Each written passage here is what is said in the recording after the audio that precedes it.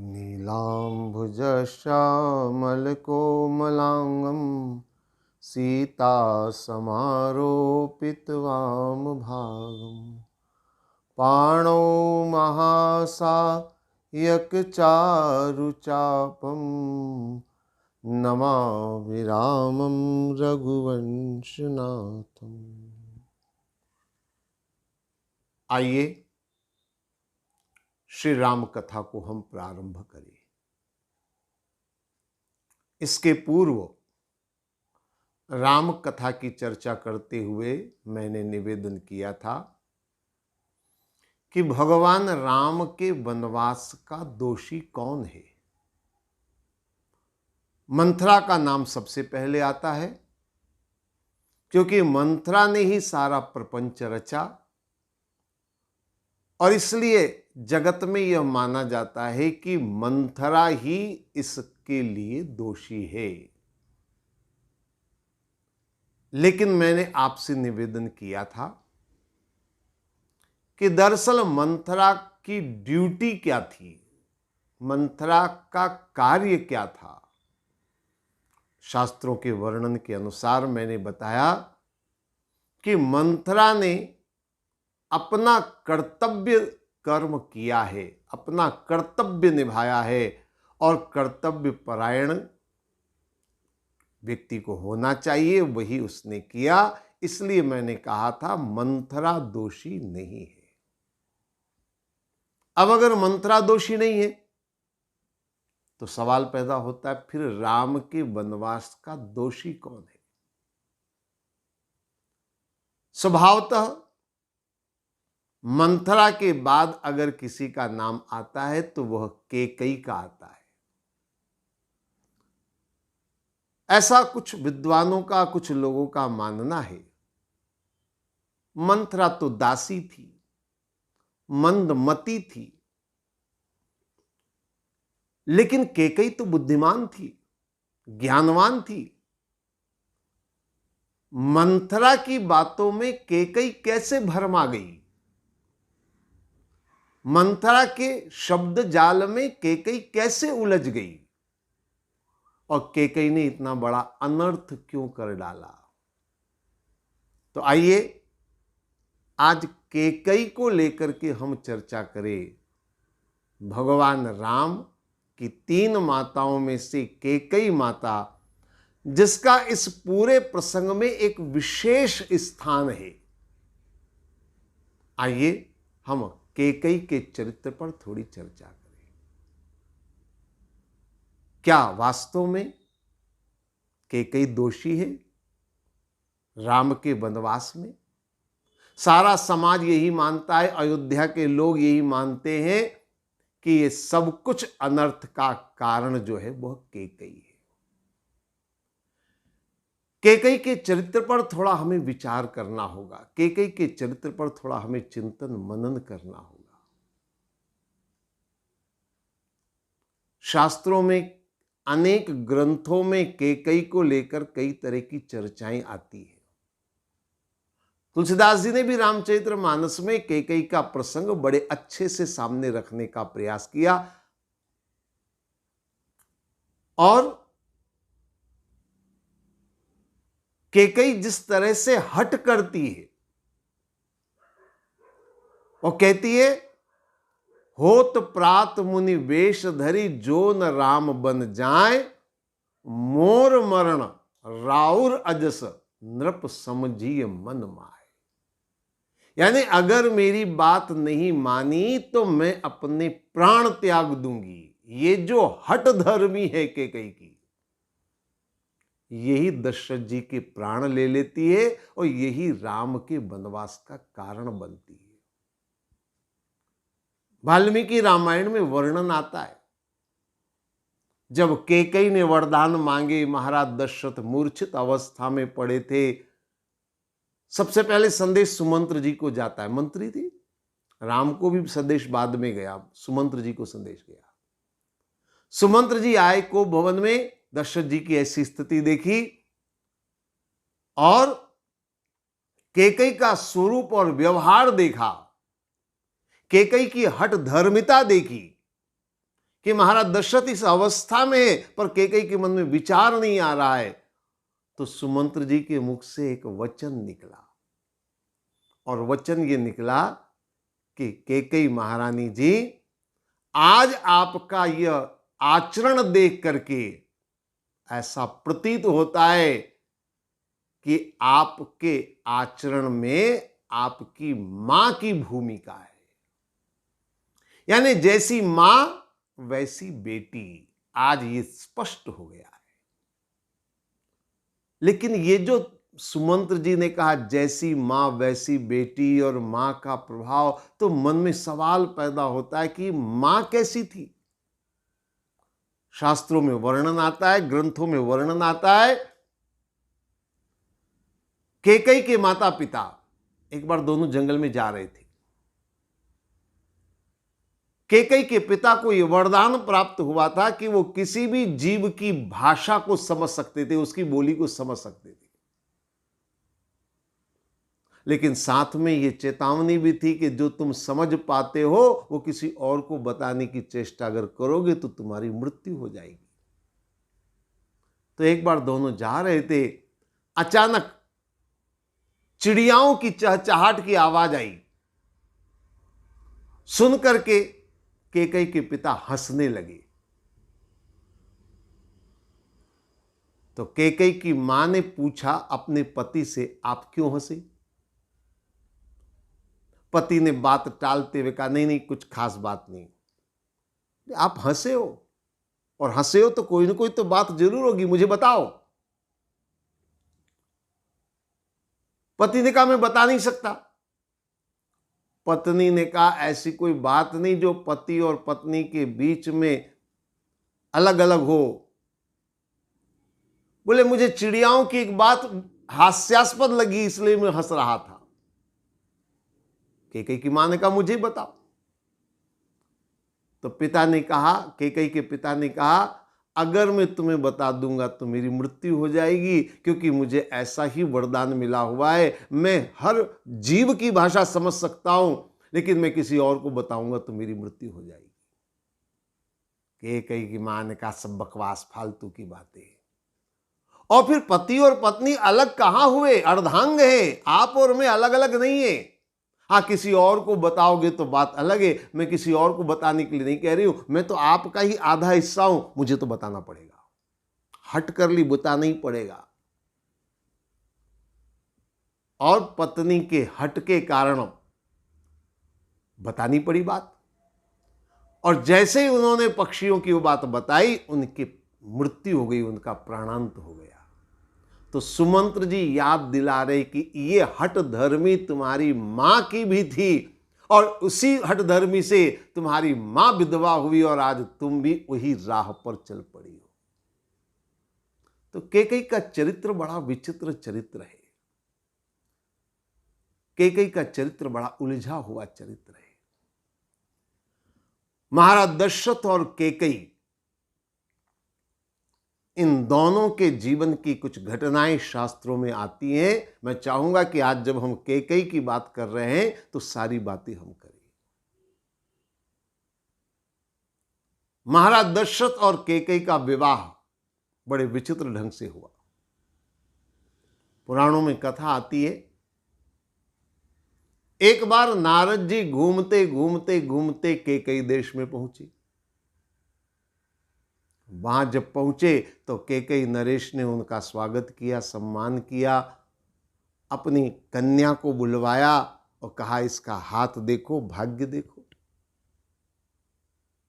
आप जानते हैं नारद जी जहां भी जाते हैं, उस घर के लोग अपनी कन्या का हाथ नारद जी को दिखवाने की इच्छा रखते।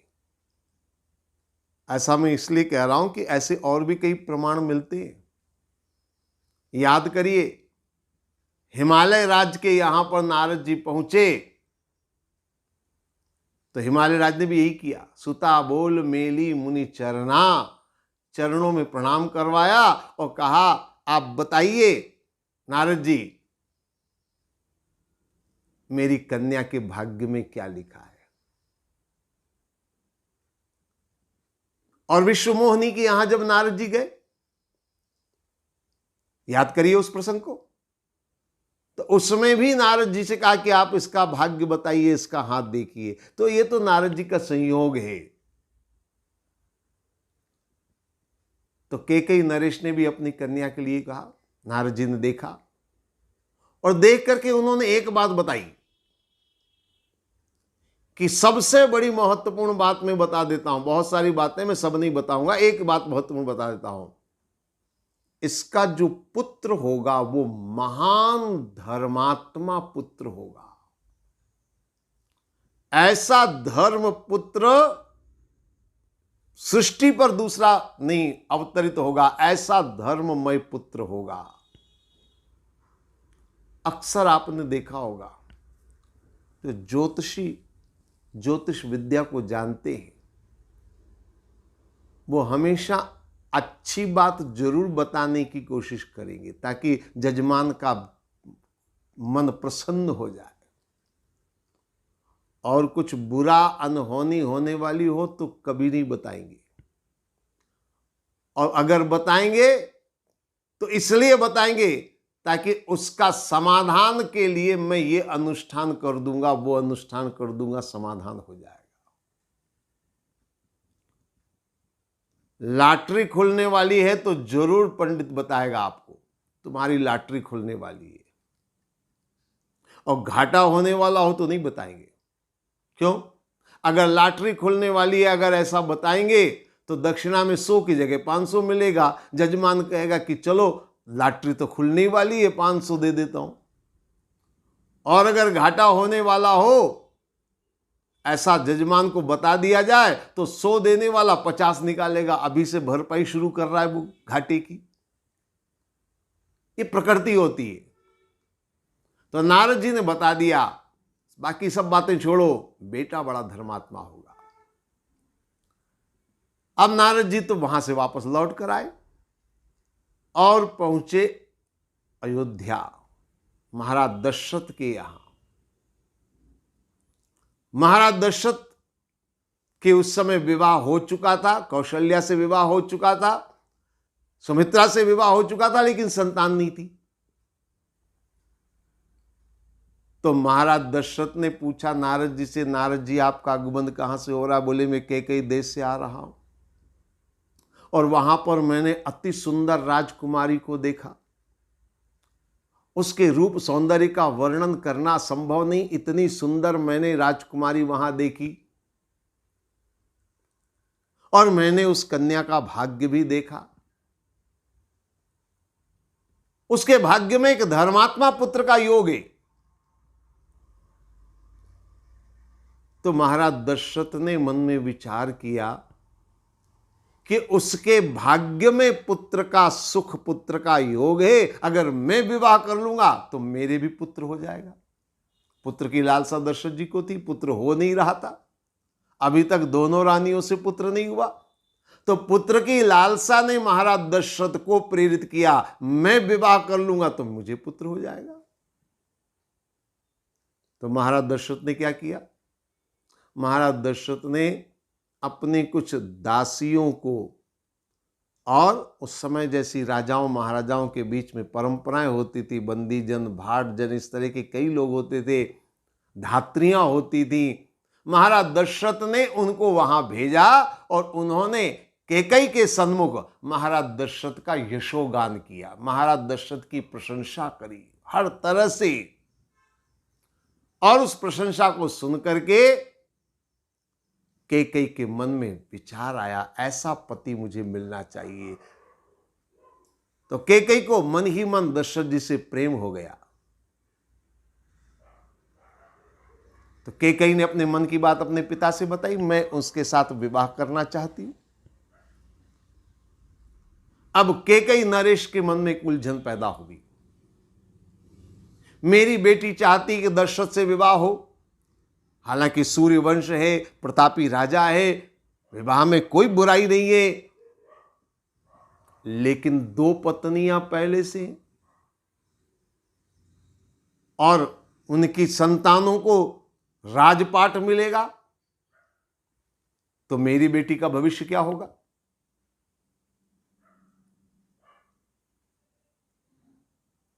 महाराज दशरथ के सामने प्रस्ताव रखा, विवाह करने को मैं तैयार हूं अपनी बेटी का, लेकिन शर्त एक है कि मेरी बेटी से जो पुत्र पैदा होगा वही राज्य का उत्तराधिकारी होगा। अगर ये शर्त स्वीकार हो तो मैं विवाह करने को तैयार हूं।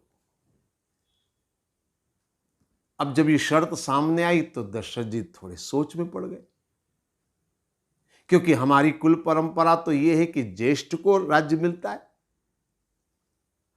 और अगर मान लो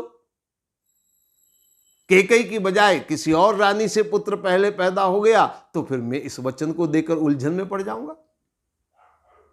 गुरु वशिष्ठ जी को बुलाया, गुरुदेव ये समस्या है, इसका समाधान बताइए। तो गुरु वशिष्ठ जी ने समाधान बताते हुए कहा, देखिए राजन, अभी तक 2 विवाह से आपको संतान पैदा नहीं हुई, आगे होगी कोई भरोसा नहीं है। आप इस प्रस्ताव को स्वीकार कर लीजिए, शर्त को स्वीकार कर लीजिए, उसके भाग्य में संतान का सुख है तो आपको भी संतान का सुख मिल जाएगा। और रही सवाल में आपके जो मन में उलझन है ज्येष्ठ वाली, तो नारद जी ने क्या बताया, बड़ा धर्मात्मा पुत्र होगा, और अगर धर्मात्मा पुत्र है तो संपत्ति को लेकर कोई झगड़ा होने का सवाल ही पैदा नहीं होता है, राजगद्दी को लेकर कोई विवाद नहीं होगा, क्योंकि वो धर्मात्मा होगा।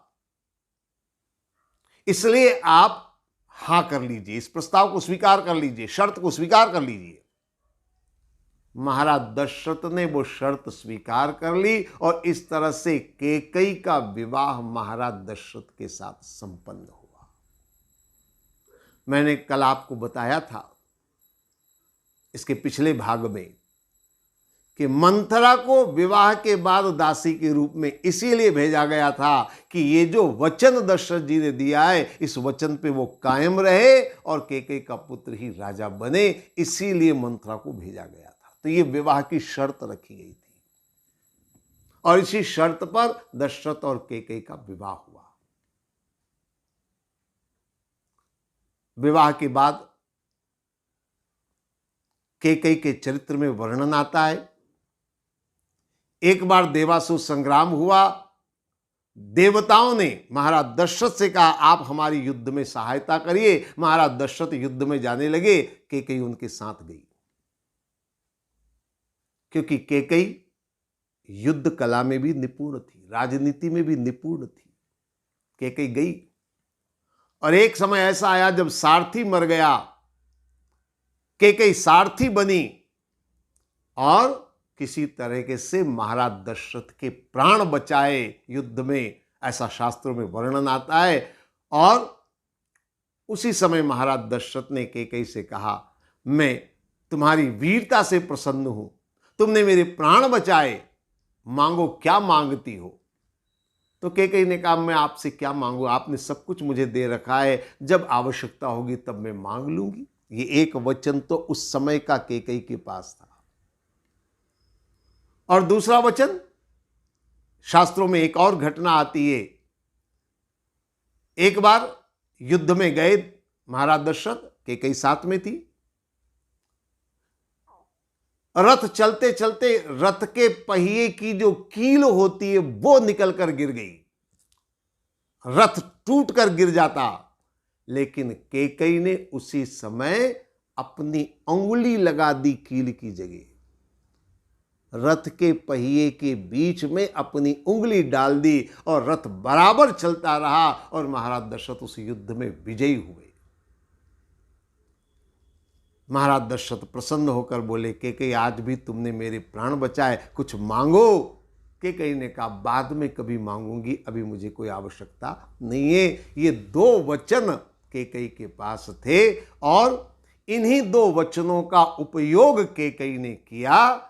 एक देहु एक वर भरत ही टीका और मांगो दूसर वर कर जोरी, पूर्वो नाथ मनोरथ मोरी, तापस वेश विशेष उदासी, 14 बरस राम बनवासी। ये दोनों वचन मांगे कैकेयी ने। तो कैकेयी के चरित्र को अगर देखा जाए तो राजनीति में निपुण थी, युद्ध कला में निपुण थी और कैकेयी अपना भला बुरा सब अच्छी तरह समझ सकती थी। कैकेयी के विवाह की शर्त यही रखी थी कि कैकेयी का पुत्र राजा बने और आज कैकेयी ने उसी बात को पूरा करने का षड्यंत्र रचा। महाराज दशरथ तो बड़े सोच में पड़ गए, क्योंकि अभी तक कैकेयी राम से अत्यधिक स्नेह करती थी। आज क्या हो गया अचानक? भगवान राम को बुलाया गया। भगवान राम आए, महाराज दशरथ की स्थिति देखी, राम बड़े दुखी हुए। क्या बात है, मुझे बताइए। कैकेयी ने बता दिया कि मैंने 2 वचन जो पूर्व में इन्होंने दिए थे आज मैंने मांग लिए, एक भरत को राजगद्दी, दूसरा तुम्हें वनवास। जैसे ही कहा वनवास तुम्हारे लिए, भगवान राम बड़े प्रसन्न हुए और प्रसन्न होकर बोले, मुनिगण मिलन विशेष बन सबई भांति हित मोर। ये तो बहुत बढ़िया, मेरा तो इसमें हित ही हित है। मुनियों से मिलने की बड़ी इच्छा है और जंगल का आनंद ही कुछ और है। सब प्रकार से मेरा हित ही हित है इसमें मुझे जरा भी दुख नहीं। अब कैकेयी बड़ी सोच में पड़ गई। सोचा तो ये था कि जैसे ही कहेंगे राम रोने लग जाएंगे, मुझे वनवास में मत भेजो, मुझे जंगल में मत भेजो, मैं कैसे वहां रहूंगा। ये तो प्रसन्न हो रहे। फिर कैकेयी ने मन में सोचा, अरे राम बड़े चतुर है, मुझे वन के सुख बता करके मुझे मूर्ख बनाना चाहते ताकि मैं अपना वचन पलट लूं। ये चाल है राम की। भगवान राम आगे कहते हैं, अम्ब एक दुख मोहि विशेषी निपट बिकल नर नायक देखी। आपने मुझे वनवास भेजने के लिए वचन मांगा, मुझे कोई दुख नहीं, पर दुख एक है, पिता की ये हालत, पिता की ये स्थिति। तो कैकेयी ने विचार किया। देखिए, जिसके मन में एक बार नकारात्मक विचार आ जाते, वो हर चीज को नकारात्मक दृष्टिकोण से देखने लगता है, उसका नजरिया नकारात्मक हो जाता है, वो हर चीज को उल्टे दृष्टि से देखता और समझता। कैकेयी भी वही कर रही है, हर चीज को गलत नजरिए से देख रही है। भगवान राम कह रहे हैं कि महाराज दशरथ की स्थिति देख करके मुझे दुख है और कोई दुख नहीं मुझे। कैकेयी अर्थ क्या लगाती कि राम मुझे ये कहना चाह रहा है कि मैं पुत्र होकर के पिता के इस हाल पर इतना दुखी हूं, तुम तो पत्नी हो, तुम्हें तो ज्यादा दुख होना चाहिए, क्योंकि पत्नी का पति से ज्यादा अंतरंग संबंध होता है। लेकिन तुम कैसी स्त्री, कैसी पत्नी हो, तुम्हें दुख नहीं हो रहा है, मुझे इतना दुख हो रहा है। शायद राम ये मुझे संकेत दे रहा है।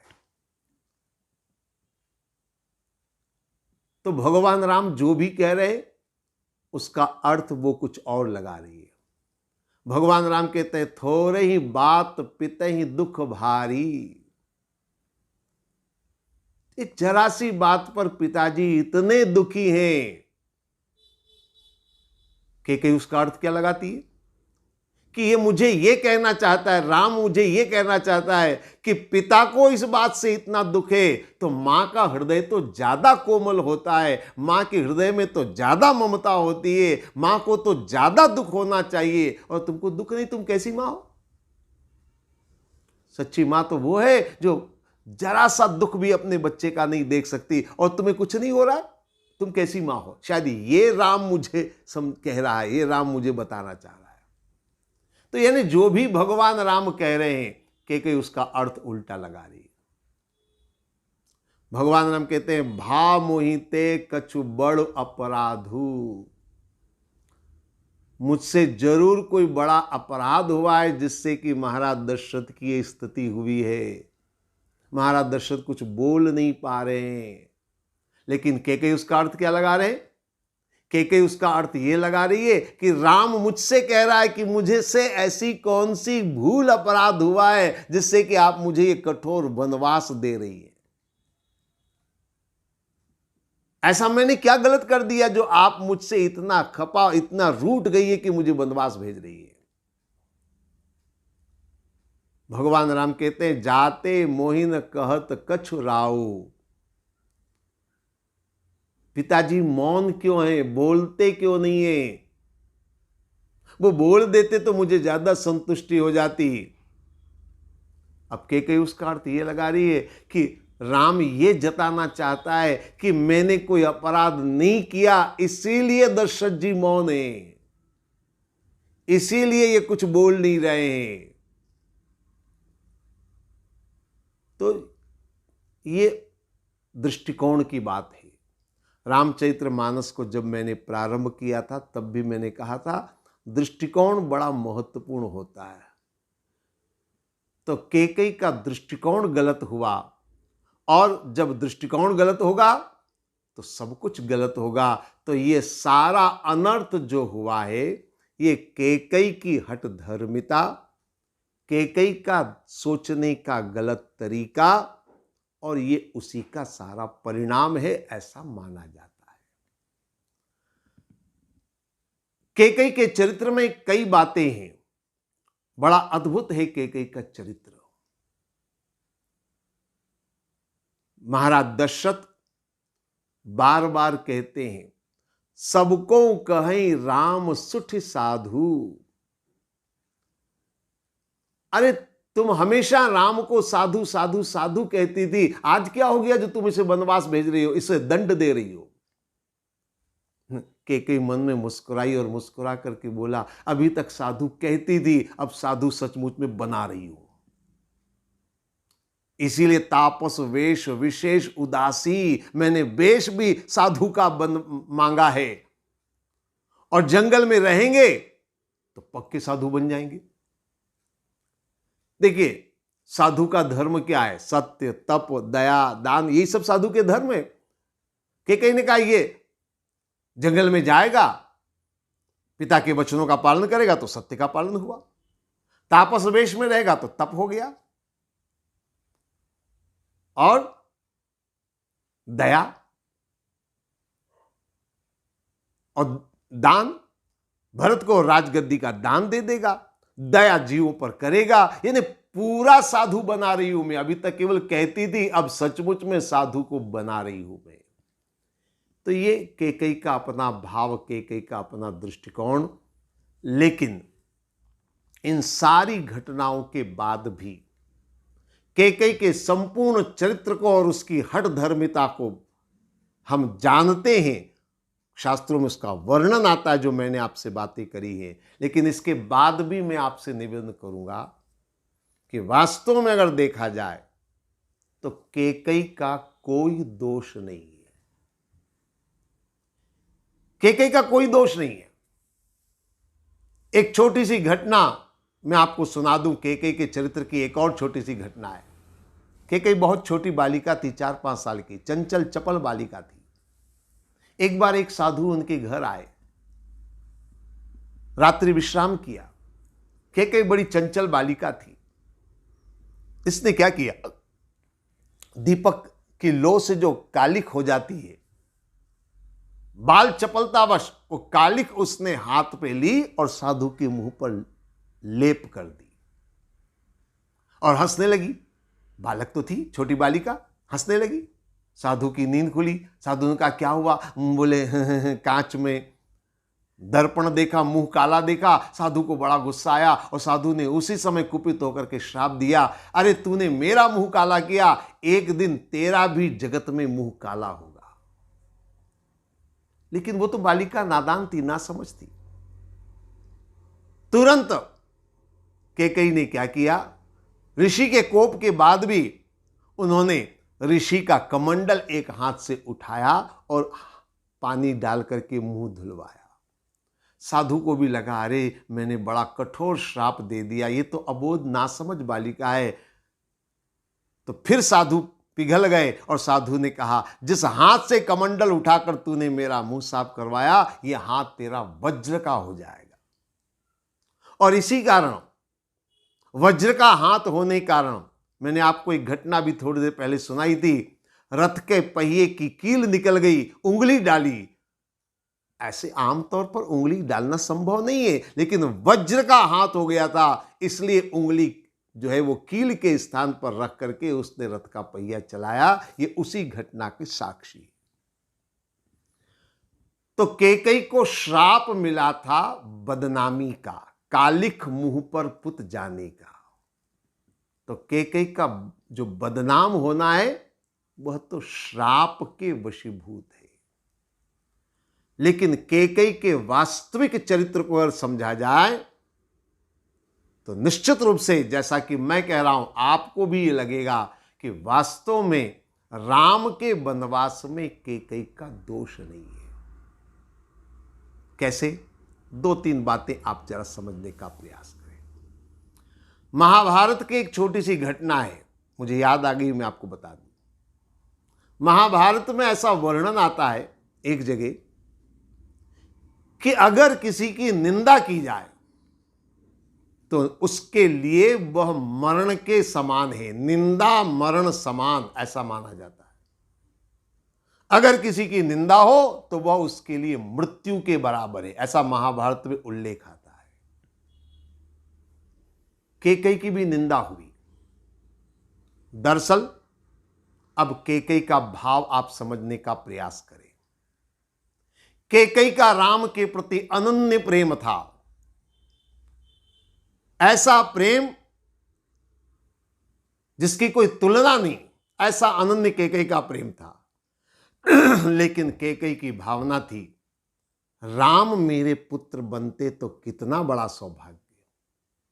राम मेरे पुत्र बनते। भगवान राम तो जानते, जाकी रही भावना जैसी, प्रमुहूर्त देखी तिन तैसी। कैकेयी चाहती थी राम की मैं मां बनूं। और याद रखिए, सच्ची मां कौन है? जो अपने पुत्र की भलाई के लिए अपना सब कुछ दांव पर लगा दे। राम अगर वनवास नहीं जाते तो आज राम का वो यशोगान नहीं होता।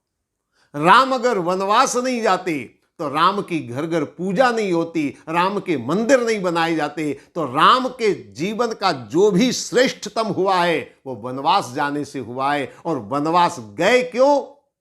वनवास गए किसके कारण? वनवास को भेजने के पीछे किसका हाथ? कैकेयी का हाथ। तो कैकेयी जानती थी अगर मैं वनवास मांगूंगी तो मुझे अपमान मिलेगा, तिरस्कार मिलेगा। लेकिन अपने पुत्र को श्रेष्ठ बनाने के लिए कैकेयी ने यह बलिदान देना स्वीकार किया। कैकेयी ने कहा, चाहे दुनिया में मेरी बदनामी हो जाए, चाहे दुनिया मुझ पर थूके, लेकिन राम की महत्ता बढ़े, राम का यशोगान बढ़े, राम की जगत में कीर्ति बढ़े, इसलिए मैं इस बदनामी को लेने को तैयार हूं। तो कैकेयी ने यह सब कुछ जानबूझ करके किया है ताकि राम का यशोगान बढ़ सके, राम की कीर्ति बढ़ सके। अब आप स्वयं विचार करिए, जो राम के लिए इतना बड़ा त्याग और बलिदान करने को तैयार हो, उसे हम दोषी कैसे मान सकते हैं? और इसलिए मैं मानता हूं कि राम के वनवास में कैकेयी का दोष नहीं है, बल्कि कैकेयी ने तो वो साहस का कार्य किया है जो शायद कोई और नहीं कर सकता है। धन का त्याग करना आसान है, पद का त्याग करना आसान है, लेकिन अपनी प्रतिष्ठा गंवा करके अपमान झेलना आसान नहीं है, और वो काम कैकेयी ने किया। और दूसरी बात जो मैं कह रहा था महाभारत की घटना को लेकर के, कि जिसका अपमान होता है वो मरण समान होता है। कैकेयी का अपमान हुआ और इसीलिए भगवान राम ने कैकेयी को एक नहीं अनेकों बार मां मां शब्द से संबोधित किया है, माता शब्द से संबोधित किया है। सुन जननी सोई सुत बड़ भागी, जो पितु मात बचन अनुरागी। जननी मां कहा है। मुनिमन मिलन विशेष बन, सबई भांत हित मोर, तेहमा पितु आयुष बहुरी, सम्मत जननी तोर। जननी कहा है, मां कहा है। क्यों? क्योंकि अपमान से मरण हो जाता है, तो कैकेयी का एक बार मरण हुआ और पुनर्जन्म जो हुआ वो राम की मां के रूप में हुआ है। ये है कैकेयी का चरित्र और ये है कैकेयी का भाव। भगवान राम कैकेयी को अपनी मां का दर्जा देते हैं, तो भला राम के वनवास में कैकेयी दोषी कैसे हो सकती है? इसलिए मैं ऐसा मानता हूं कि राम के वनवास में कैकेयी का दोष नहीं है। बातें बहुत सारी हैं, लेकिन समय हो गया है, बाकी बातें हम आगे करेंगे। आज इतना ही। ओम सर्वे भवन्तु सुखिना, सर्वे सन्तु निरामया, सर्वे भद्राणि पश्यन्तु, माँ कश्चित् दुःख भाग् भवेत्। ओम शांति शांति शांति। ओम।